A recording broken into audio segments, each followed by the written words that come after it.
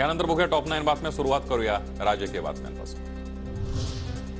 रोहित पवारांच्या बारामती अॅग्रो कंपनीवर ईडीचा छापा. पुणे, बारामतीसह 6 ठिकाणी छापेमारी. कंपनी कार्यालय आणि संबंधित लोकांच्या घरीही छापेमारी.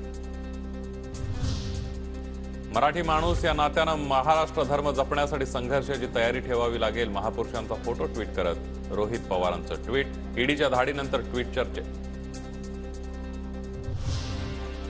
ईडी छापेमारीवर आश्चर्य नाही. विरोधी पक्षातील 95% लोकांच्या चौकशा सुरू. बारामती अॅग्रोवरील छापेमारीवर सुप्रिया सुळेंची प्रतिक्रिया. तर तक्रारी असल्यानंतरच छापेमारी होते. बावनकुळेंचा पलटवार.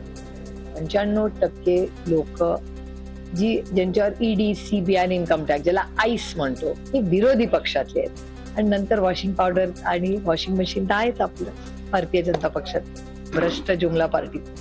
त्याच्यामुळे आम्हाला काही आश्चर्य वाटत नाहीये. पुण्यातील गुंड शरद मोहोळची 3 गोळ्या झाडून हत्या. कोथरूड परिसरातील सुतारदरामध्ये झालेल्या गोळीबारात शरद मोहोळ अज्ञातांकडून गोळीबार. उपचारादरम्यान मृत्यू झाल्यानंतर नातेवाईकांकडून रुग्णालय परिसरात गोंधळ.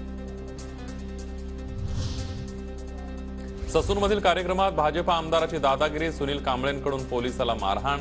कोनशिलेवर नाव नसल्यानं पोलिसाच्या कानशिलात लगावली. अर्वाच्य आणि शिवराळ भाषा, दमदाटी, दादागिरीसाठी भाजप आमदार सुनील कांबळे कायमच कुप्रसिद्ध.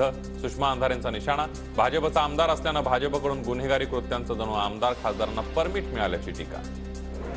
भाजपचे आमदार सुनील कांबळे हे सातत्याने आपल्या वादग्रस्त वक्तव्यांच्यासाठी, अर्वाच्य भाषेसाठी आणि दादागिरीसाठी कुप्रसिद्ध आहेत.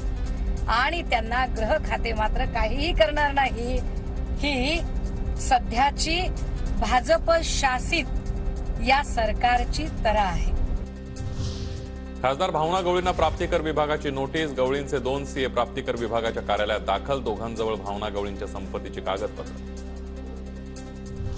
मराठा आणि ओबीसी समाज आंदोलनाकरिता आझाद मैदानासाठी आग्रही. पोलिसांकडे परवानगीसाठी पत्र. जरांगे पाटलांना अद्याप मैदानासाठी परवानगी नाही. काँग्रेसने राज्यातील 48 लोकसभेच्या जागांसाठी इच्छुकांची नावे मागवली.